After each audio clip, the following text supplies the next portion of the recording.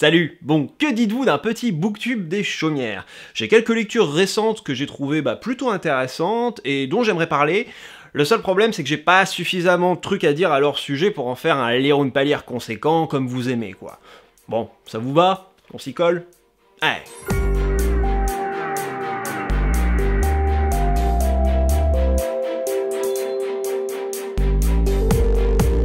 On avait déjà parlé d'Estelfaï dans un épisode précédent où j'avais fait une review des Seigneurs de Bohème, un de ses romans dark fantasy. Vous pouvez mater la review si vous voulez, mais si je dois faire simple pour la synthétiser, je dirais que les Seigneurs de Bohème étaient cool, mais m'avaient donné l'impression de s'être éparpillés sur trop de terrain. Dark fantasy, récit d'une révolution et de la chute d'un empire, romance, et le seul souci c'est que j'avais l'impression qu'ils n'étaient pas parvenus à concrétiser en fait quoi que ce soit, qui s'était réellement trop dispersé. En lisant Les Nuages de Magellan, c'est comme si Estelfaï avait eu conscience de cet aspect des Seigneurs de Bohème et s'était dit bah tiens, pour celui-ci, je vais y remédier.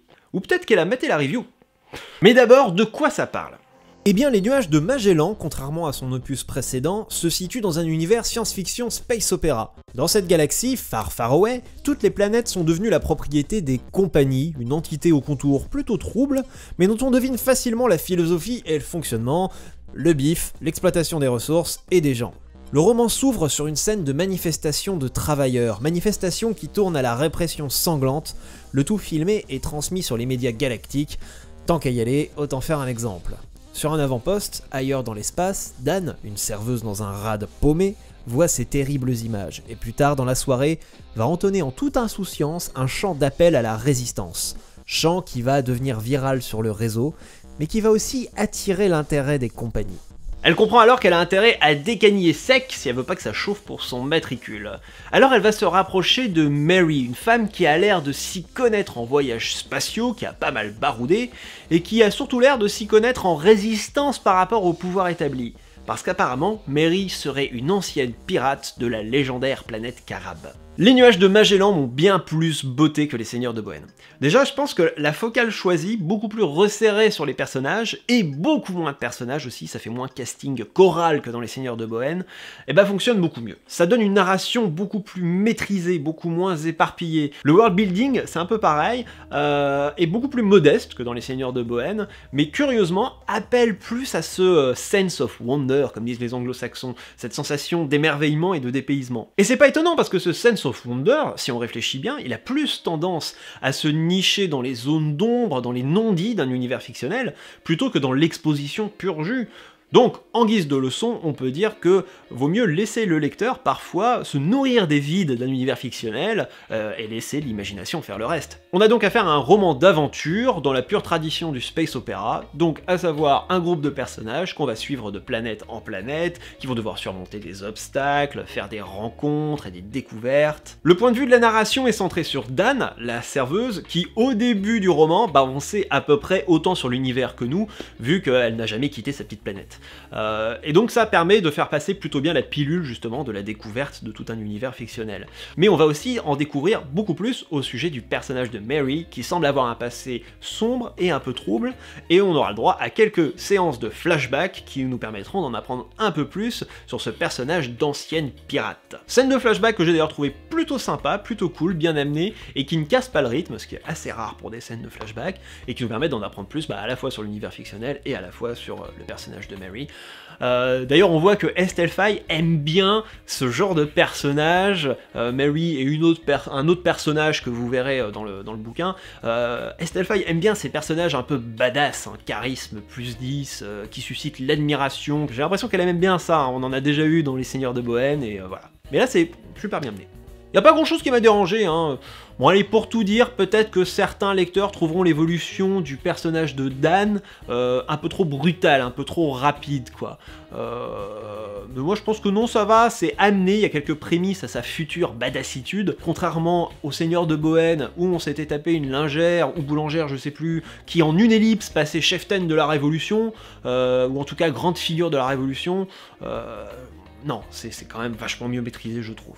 Ouais, et puis il y a aussi le volet résistance face à l'ordre établi, face au joug des compagnies.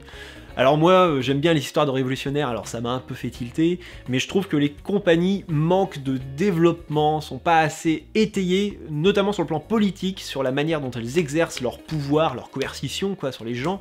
Ce qui donne un effet un peu pervers, c'est que quand les personnages parlent de pourquoi on doit se lever contre les compagnies, eh ben on a le droit à des poncifs du genre je veux vivre la tête haute ou l'idéal de liberté, ce qui finit par donner une vision, je trouve, un peu naïve du pouvoir, de l'oppression et de la révolution. Bon alors attention, je dis pas qu'il faut avoir lu tout Marx, Bakounine et avoir l'insurrection qui vient en livre de chevet pour pouvoir faire une histoire intéressante sur une mécanique de révolution face à un ordre établi, non, pas du tout. Mais c'est vrai que forcément quand on reste dans le confort, dans quelque chose d'assez superficiel, ça nous empêche d'être un peu original au niveau du traitement. Bon après, c'est pas l'objectif des Nuages de Magellan, hein. Les Nuages de Magellan, c'est un roman d'aventure, et en fait, les compagnies est plus un ennemi prétexte à toute cette intrigue, à toutes ces péripéties, que vraiment un essai politique sur le grand soir, quoi. C'est un roman d'aventure, space opéra, faut le prendre en tant que tel, et en tant que tel, il est super, le style d'Estelfy est encore une fois super agréable, donc vous voulez passer un bon moment, foncez. Retour sur la planète Terre pour ce second bouquin. Obsolescence programmée de Benjamin Natté est un roman SF situé dans un avenir proche, dystopique. Ça peut se discuter, on reviendra là-dessus. En tout cas, une chose est sûre, il est saupoudré de cyberpunk. Cyberpunk. Par impératif de transparence, je dois vous prévenir que ce roman auto-édité m'a été envoyé par son auteur. Alors oui, d'habitude, je dis non à ce genre de sollicitations, tout comme je dis non aux services presse de maisons d'édition. Mais là, le pitch m'a clairement emballé, et Benjamin Natté a su présenter son truc et ça m'a donné envie, donc j'ai transigé. L'histoire se déroule majoritairement dans un Londres futur proche, certes un peu préservé des désastres écologiques qui frappent le reste du monde, mais pas des désastres sociaux. Les pauvres s'entassent dans des quartiers bidonvilles dégueulasses et les riches vivent dans leurs prisons dorées.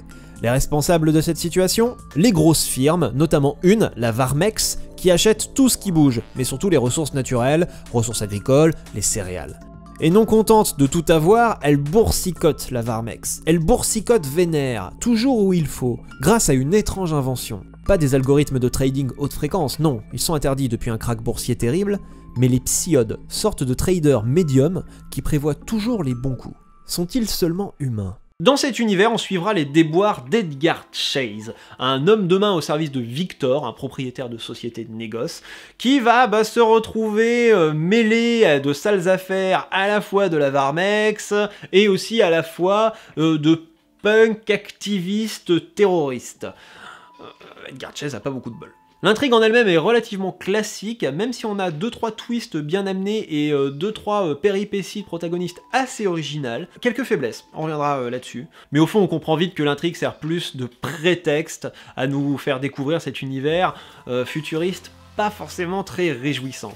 Alors ce qui est assez intéressant et plutôt malin, c'est que la dystopie ici est abordée sous l'angle de la finance. Au fond c'est plutôt crédible, hein, c'est même plus un exercice d'anticipation logique qu'une dystopie à proprement parler. Il y a pas mal de passages qui vont développer les évolutions de cette finance, donc du trading à la papa, au trading haute fréquence par algorithme ordinateur, jusqu'à ce fameux trading des psiodes, qui lui par contre est purement licence fictionnelle. Hein. Et moi qui suis un parfait profane du milieu, hein, j'y connais que dalle en finance, j'ai pas fait ES et puis j'ai pas assez de pognon pour mettre des actions je sais pas où, j'ai pas été paumé, ça m'a intéressé, j'avoue que j'avais des craintes à ce sujet, puis finalement ça marche super. On sent que le truc a été léché, on sent qu'il y a eu un travail de recherche, ou peut-être même des expériences professionnelles de la part de Benjamin Natté, j'en sais rien, dans ce milieu-là, donc ça donne, c'est pas un truc juste ajouté à la va-vite pour donner de la couleur, quoi, il y a quand même de la profondeur à ce sujet-là. Donc j'ai bien adhéré à l'univers.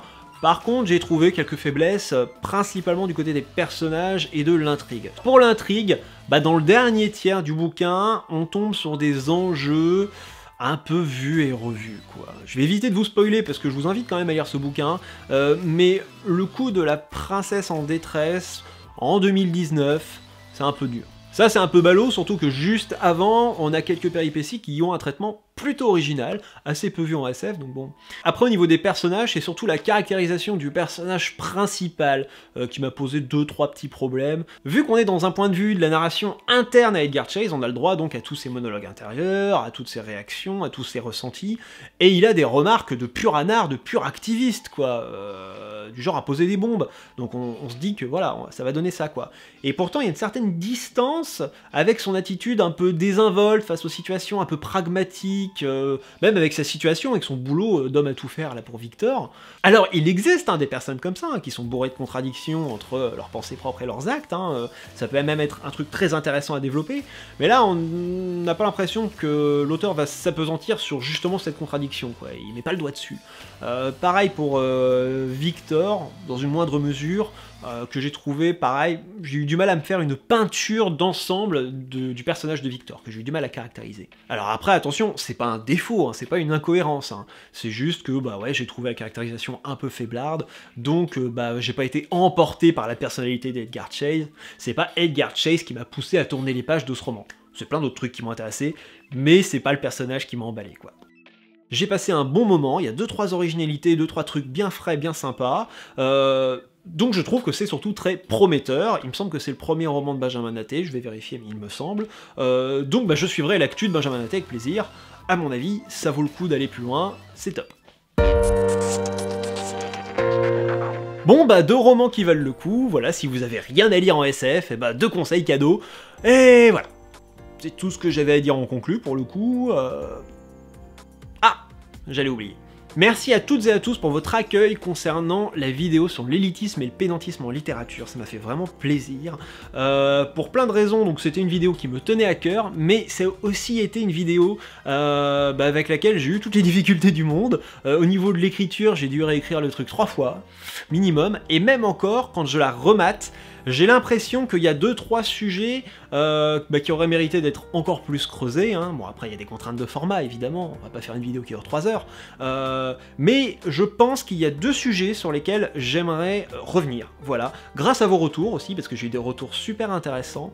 Donc j'aimerais revenir sur 2 aspects de cette vidéo. Principalement l'éducation nationale, enfin la littérature et l'éducation nationale, comment on aborde la littérature à l'école, en collège et en lycée, et aussi un peu en fac.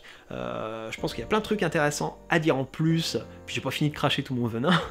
Et aussi au sujet des étiquettes en littérature, faut-il étiqueter les genres, etc. Je pense qu'il y a des choses intéressantes à dire. Alors peut-être que je ferai ces 2 vidéos en live, faut voir parce qu'il y a certaines contraintes techniques, mais ça serait bien que ça soit plus en fait une discussion qu'un simple discours de ma part, comme ça on pourrait rebondir ensemble sur ces 2 sujets-là. Voilà, je redis merci, et à bientôt, salut.